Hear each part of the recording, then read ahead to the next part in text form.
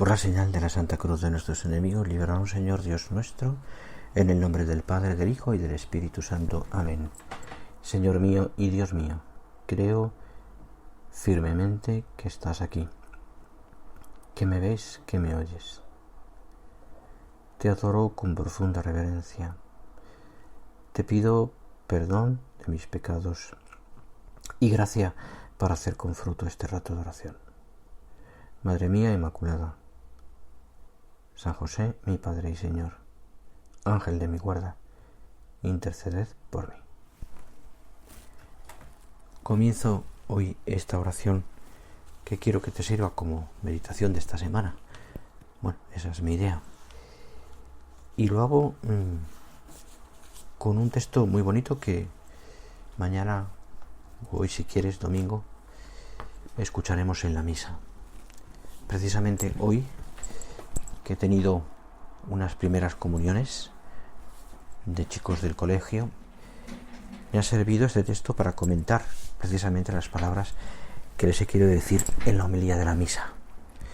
El texto concretamente es de San Juan y es parte del Evangelio que mañana, como te digo, vamos a escuchar hoy domingo o la víspera del domingo o sábado. Dice así: en aquel tiempo dijo Jesús a sus discípulos: el que me ama guardará mi palabra, y mi Padre lo amará, y vendremos a él y haremos morada en él. Y sigue: el que no me ama no guarda mis palabras, y la palabra que estáis oyendo no es mía, sino del Padre que me envió. Me quiero quedar aquí, porque lo que quería comentar y basar este rato de oración es en esas palabras que, como te digo, hoy me han servido para la homilía de la misa de las comuniones. El que me ama guardará mi palabra, y mi Padre lo amará, y vendremos a él y haremos morada en él. Siempre me ha gustado este texto, ¿no? Porque indica precisamente cómo Dios viene a nuestra alma y cómo él, nuestro Dios, que tanto nos ama,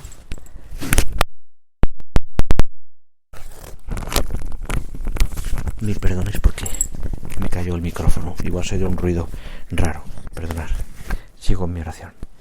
Ese Dios que nos ama, pues precisamente viene a nosotros. Fijaros, hace morada en nosotros. Y por tanto, vivimos la vida de Dios en nosotros. Dios entra dentro de mí, me santifica, me hace saborear este misterio de la comunión con Dios, y sé que vivo la vida de Dios. Es un tema interesante y al mismo tiempo que nos supera humanamente hablando. Vivir la vida de Dios en nosotros. Me viene a la cabeza precisamente pues cómo el Señor les va haciendo descubrir a los apóstoles, con el paso del tiempo, cómo es la vida de Dios. Es decir, cómo les va haciendo descubrir a los apóstoles su intimidad.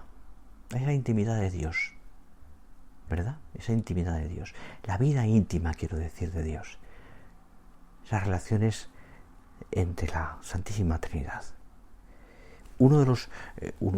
hay un concretamente, y es el texto que hemos leído, pero hay todo un pasaje que es la Última Cena, donde narra San Juan concretamente cómo el Señor va describiendo a través de esas palabras, en un momento de intimidad muy grande, pues le va describiendo a los apóstoles precisamente esa intimidad suya, las relaciones con su Padre, el amor del Padre al Hijo, la venida del Espíritu Santo, el Paráclito, y por todos cómo redunda en nosotros, cómo redundan los apóstoles y en nosotros, ¿no? La unidad de la Trinidad, y por tanto también Dios Padre, Dios Uno, Dios Hijo, Dios Espíritu Santo. Bueno, todo eso, ¿no? Pero hay otros momentos también, ¿no? La conversación con Nicodemo, por ejemplo, con Nicodemo, cuando el Señor le abre el corazón a Nicodemo el atardecer en la intimidad de una relación personal con Él, ¿no?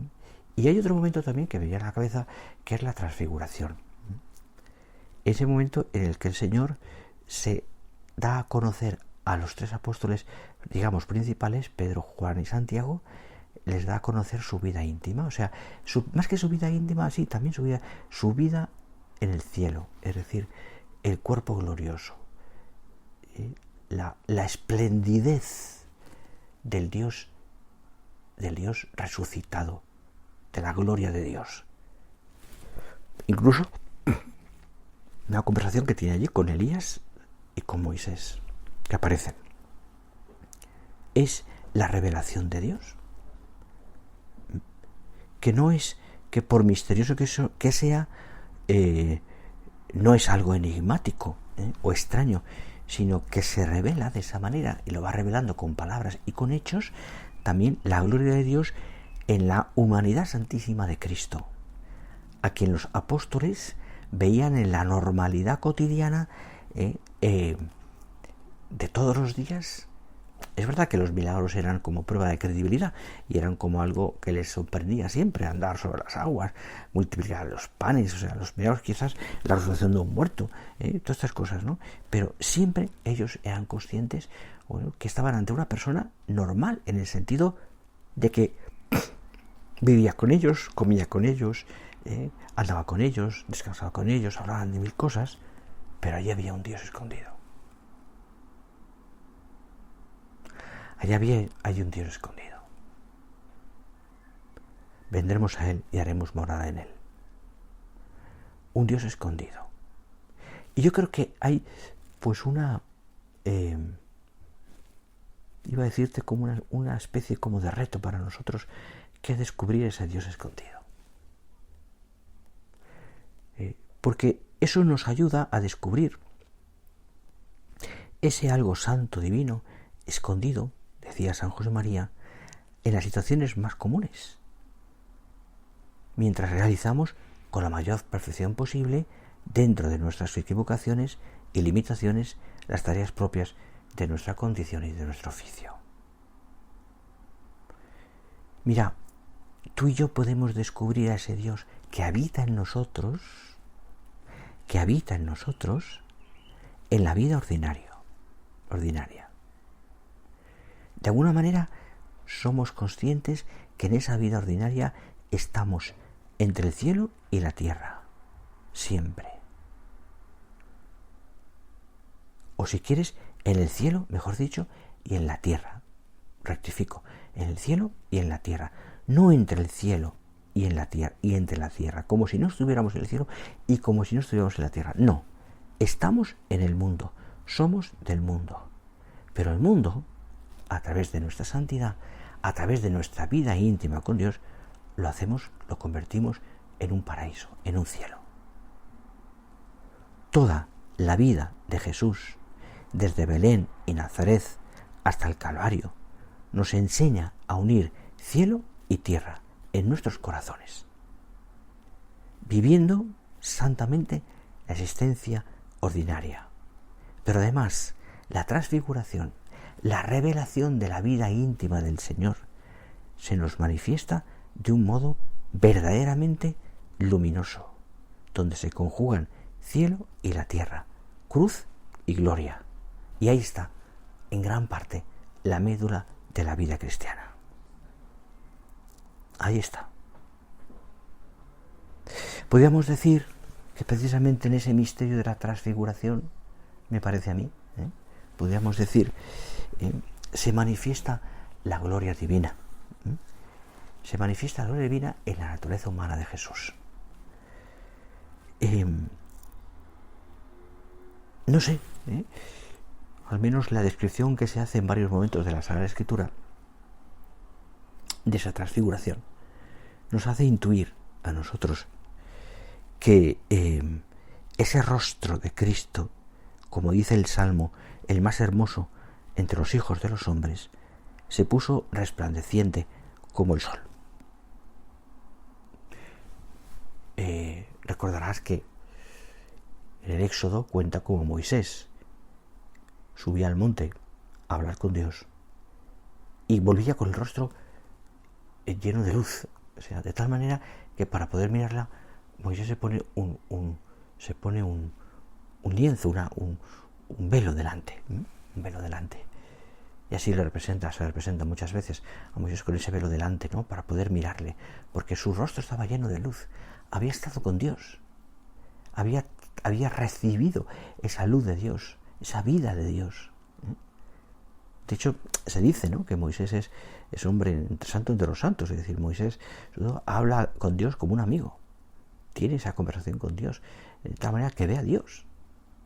Ve a Dios.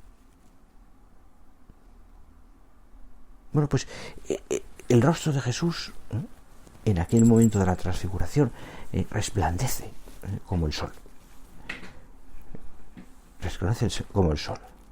Y no obstante, los apóstoles lo reconocieron a Jesús, porque su gloria divina no destruye su entereza humana, sino que la eleva. La eleva. Pues mirad, pienso yo, así sucede también en nuestra vida. También. Como los 3 apóstoles que en la transfiguración escuchamos cómo quedan envueltos por la nube de luz gloriosa que irradia el Señor. De modo análogo, podríamos decir que Dios ha querido hacernos partícipes de la plenitud de la gracia de Cristo. Todo lo que es verdaderamente humano, todo lo bueno, todo lo noble, lo que es virtud, es elevado siempre por la gracia, para que se refleje en nosotros la imagen de Cristo, perfecto Dios y perfecto hombre. Este es el tema. Este es el tema de mi oración hoy. El reflejo de Dios en nosotros, la vida de Dios en nosotros. Haremos morada en Él. Haremos morada en Él. El cristiano, donde habita Dios, refleja la imagen de Cristo, purificado del pecado y de sus consecuencias. Se reviste del Señor por medio de la oración, por medio de los sacramentos. Se reviste de Dios. Habéis sido lavados, dice el apóstol, habéis sido lavados, habéis sido santificados, habéis sido justificados en el nombre de Jesucristo el Señor y en el Espíritu de nuestro Dios. Perdonad, que no es fácil. Hay una ambulancia aquí.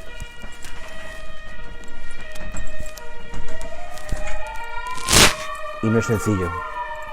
Perdonad. Sigo con mi oración. Me perdonáis, no es fácil encontrar un sitio donde no haya ruidos para poder grabar una meditación o para poder hacer oración, que es lo que estoy haciendo con vosotros. Poder hacer oración. Ya siento, perdonar el ruido, que también es una manera de entender que estamos en medio del mundo, y en medio de la oración, pues nosotros también en medio del mundo, de los ruidos del mundo, pues estamos haciendo oración. Esto me viene a la cabeza, y lo cuento así, pues, aprovechando este pequeño paréntesis, una cosa que contaba San José María, que hace muchísimos años, cuando se estaba poniendo el primer centro en Bilbao, pues llegó allí y celebró la misa en el altar provisional que estaban haciendo. Y mientras que estaba él celebrando la misa, los obreros que estaban construyendo aquel centro y estaban haciendo ruidos de golpes de paredes, golpes, lo normal en unas obras, ¿no? Y cuando acabó la misa, él dijo, les dio esta idea, ¿no? No me ha distraído nada los golpes y los ruidos, porque he experimentado, ¿no? Que la vida nuestra es esa, en medio de los afanes de cada día, nosotros somos capaces de vivir la Santa Misa, de hacer oración, estamos en medio del mundo, santificamos las cosas, lo ordinario, unos golpes, una ambulancia que pasa, pues me viene a la cabeza ahora por la situación que habéis escuchado seguramente en la grabación. Perdonadme pero bueno, pues eso, en el fondo es lo que estamos hablando. Nosotros hemos sido lavados, santificados, justificados en nombre del Señor, en el Espíritu de nuestro Dios, y por tanto nosotros también de alguna manera hemos vivido desde el bautismo esa vestidura blanca que se nos pone en el rito bautismal, que significa también la semejanza de crecer a lo largo de nuestra vida hasta llegar a la plenitud de la filiación divina en el cielo. Pues mira, la revelación del misterio de Dios a través de sus palabras, a través de la transfiguración, nos anuncia esa plenitud. Este es mi Hijo amado, en que tengo mis complacencias. Escuchadle, seguidle, imitadle, vivir su vida, identificaos con Él, vivir la vida del Hijo. Vivir la vida del Hijo. Pues mira, los sacramentos se dirigen a esto. El bautismo, la confirmación, porque nos fortalece como apóstoles de Cristo, la penitencia, porque somos santificados y lavados de nuevo, la Eucaristía, porque se realiza de modo supremo lo que la Iglesia pide en la liturgia. Los alimentos, dice concretamente un texto, celestiales que hemos recibido, Señor, nos transformen en la imagen de tu Hijo amado, cuya gloria quisiste manifestar en su transfiguración. La vida de Dios en nosotros, habitaremos en Él. La vida sobrenatural que recibimos, la vida de Dios en nosotros, se desarrolla en la oración. Dios nos ha hecho hijos suyos, tú, Señor, me has hecho hijo tuyo por el bautismo, para que yo pueda tratarte, hablar con Él, con el Hijo, que es el verbo, la palabra. La oración, al fin y al cabo, te decía, la oración, al fin y al cabo, es eso, es participar del diálogo amoroso de las personas divinas, por el medio del Verbo encarnado, Jesucristo. Pero tiene que ser la oración verdadera, la de los hijos de Dios, no la de los hipócritas, no la oración que no tiene mucho sentido, ¿no? Mira, pues así tenemos que vivir. Todo aquel que tiene esta esperanza en Él se purifica para ser como Él, que es puro. Y esta es la exigencia de la verdadera oración. Señor, decía San José María, que yo me decida a arrancar mediante la penitencia la triste careta que me he forjado con mis miserias. Entonces, solo entonces, por el camino de la contemplación y de la expiación, mi vida irá copiando fielmente los rasgos de tu vida. Nos iremos pareciendo más y más a ti. Seremos otros Cristos, el mismo Cristo, ipse Christus. El mismo Cristo, ipse Christus. Claro, pensaba yo que esta manifestación de la realidad de Cristo, ¿no? Pues se inicia de muchas maneras, ¿no? ¿Cómo vivimos? Y a pensar, ¿no? Dándole vueltas a esto. ¿Cómo vivimos la vida de Dios en nosotros? ¿Cómo nos hacemos hijos de Dios? El bautismo, por supuesto, ¿no? Por supuesto. Pero fíjate, 6 días después de este momento, 6 días después,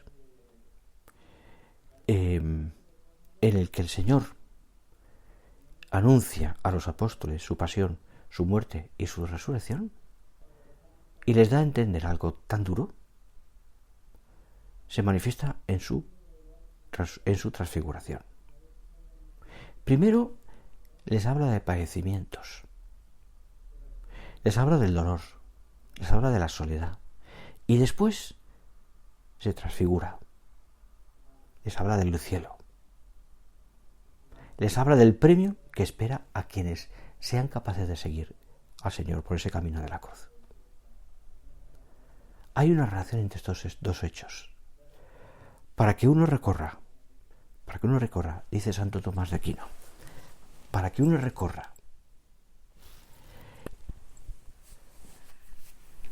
derechamente un camino, es necesario que conozca el fin. Y más aún, si el camino es áspero y difícil. Por eso, añade, fue conveniente que el Señor se transfigurase revelando a los discípulos la gloria con la que configurará a los suyos. Según las palabras de San Pablo, transformará nuestro cuerpo vil en un cuerpo glorioso como el suyo.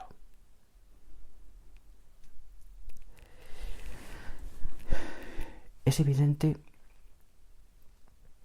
que para ganarse el cielo, para ganar la gloria del cielo, hay que entender que tenemos que pasar también por la pasión. Es evidente, creo, que para que la vida de Dios habite en nosotros, hay que entender que también nosotros tenemos que pasar por ese dolor. Dios no habita en un corazón que rechaza el dolor. Dios no habita en un corazón cómodo. Dios no habita en un corazón que rechaza el sacrificio. La vida de Dios ahí no se puede dar, no se da de hecho. Dios habita en un corazón humilde, en un corazón que quiere entregarse, que acepta el dolor, porque es purificador, porque nos hace mejores, porque nos hace cargar con la cruz y así parecernos a Cristo. Así es. Per passione eius e crucem a resurrectionis gloriam perducamur. Decimos en el Ángelus, en la oración, que por su pasión y su cruz lleguemos a la gloria de la resurrección. Es decir, que a través de su pasión y su cruz conozcamos el cielo. Y por tanto, el cielo también en la tierra. Es decir, la gloria de Dios en nosotros, la vida de Dios en nosotros. Queremos decir con ello que el Señor nos ha abierto las puertas del cielo con la entrega de su vida. Y también pedimos que lleguemos, porque para entrar allí es preciso participar de su pasión y de su cruz, pasando por la puerta angosta del dolor y de la muerte. En esto he sentido, yo creo, que la transfiguración, además, la revelación del Señor como Dios, de su vida íntima que estamos hablando, nos enseña algo más, porque nos ilustra sobre cómo hemos de llevar la cruz, para que realmente vivamos esa vida. Jesús, resplandeciente de gloria, se dispone a caminar hacia el Calvario. Nos hace ver que nosotros tenemos ya ahora un principio de la vida gloriosa de hijos de Dios que llegará a su plenitud cuando lleguemos al cielo.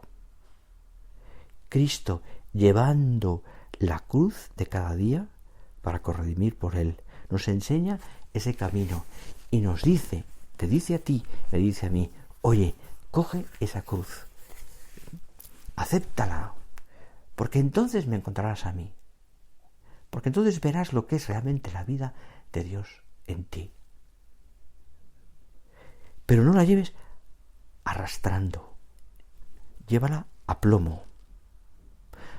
Yo no llevo la cruz como un esclavo o como un reo que sufre una condena para conseguir la libertad, sino yo, hombre libre, vencedor, redimido, salvado ya por Cristo, empuño con garbo la Santa Cruz, porque me hace ir con Cristo hacia el Calvario y por tanto ganarme la filiación divina, la vida de Dios en mí.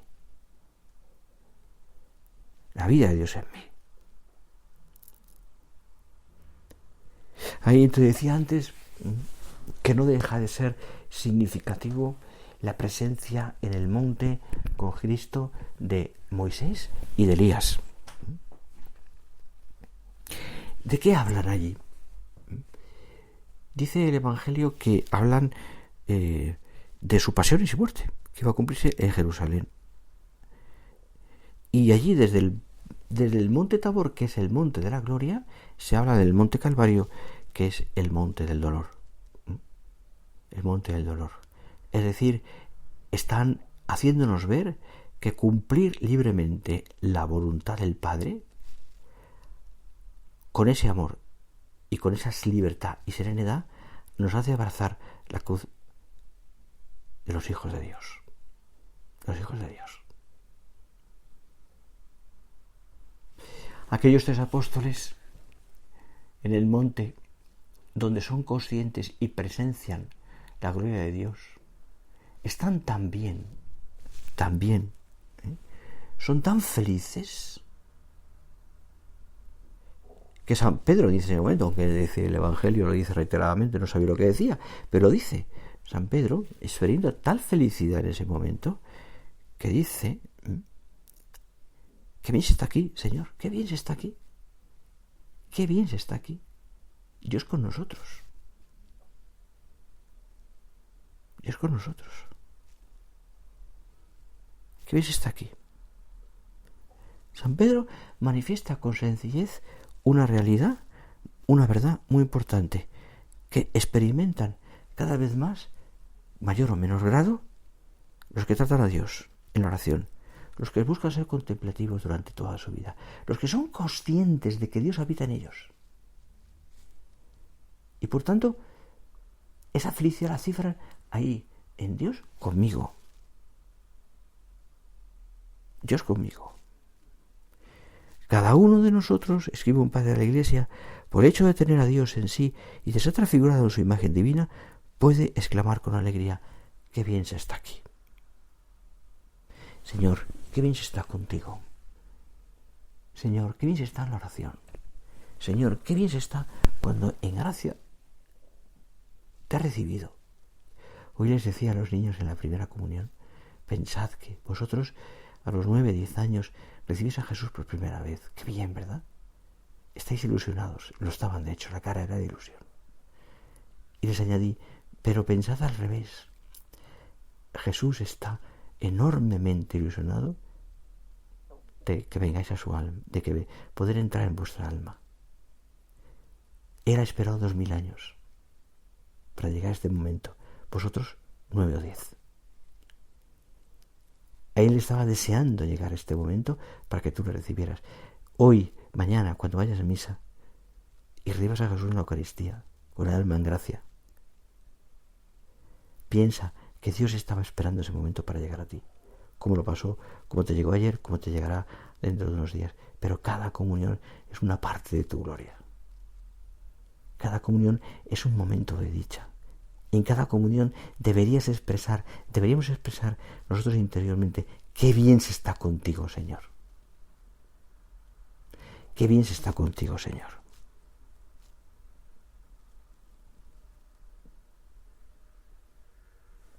Si quieres, dice San Pedro, hagamos 3 tiendas. Quería permanecer allí, para siempre. Pedro anhela quedarse en el monte.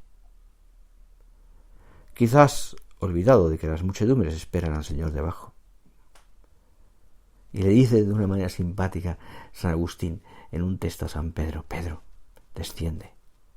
Tú que deseas descansar en el monte, desciende y predica la palabra. Insiste a tiempo y destiempo.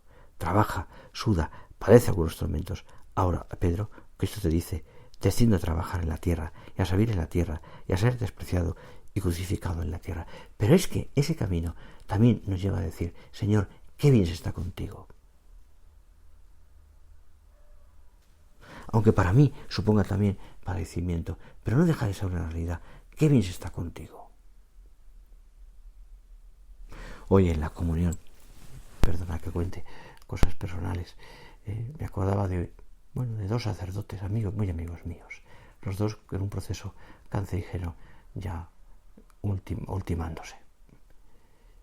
He hablado hoy mucho de ellos, he pensado mucho en ellos hoy. Uno de ellos debería haber estado allí, porque era parte de la comunión y no podía estar. Después le he puesto un mensaje y me ha dicho que era preciosa. Me ha dicho: gracias, Javier. Gracias, Javier. Está encomendándolo.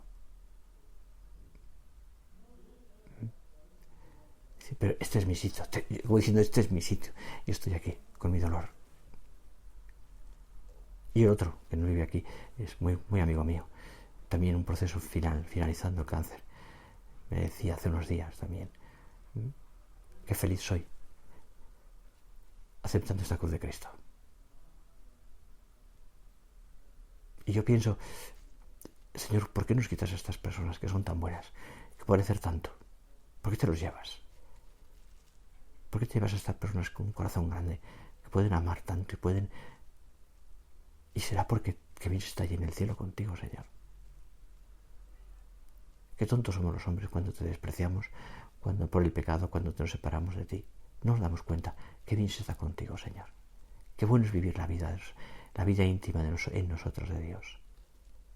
Habitaremos en Él. Perdona este comentario personal, pero me viene a la cabeza porque lo tengo en el corazón. Qué bien se está en ti, contigo, Señor. Vamos a terminar, porque ya es la hora. Vamos a hacerlo, ¿no? Agradeciendo al Señor pues todo este ratito de oración. Perdona las interrupciones que ha habido. Y da igual, hacemos la oración con interrupciones, con ruidos, pero estamos en presencia de Dios. Porque somos conscientes de que vivimos la vida de Dios. Porque somos conscientes de que en medio de la inquietud, en medio del trabajo, en medio del afán, en medio del dolor, en medio del ruido del mundo, Dios habita en nosotros. Esa es la gran realidad que hoy quería transmitirte. Dios contigo. Le pedimos a nuestra Madre Santa María, que vivió esa vida de Dios tan intensamente, que a ti y a mí nos hagan también vivir esa vida. Vendremos a Él y haremos morada en Él. Señor, haz tú en mi corazón, tu morada, que yo nunca te eche de mí por el pecado. Ayúdame, Señor, ayúdame, Virgen Santísima, a que sea así. Te doy gracias, Dios mío, por los buenos propósitos, afectos e inspiraciones que me has comunicado en esta meditación. Te pido ayuda para ponerlos por obra. Madre mía Inmaculada, San José, mi Padre y Señor, Ángel de mi guarda, interceded por mí.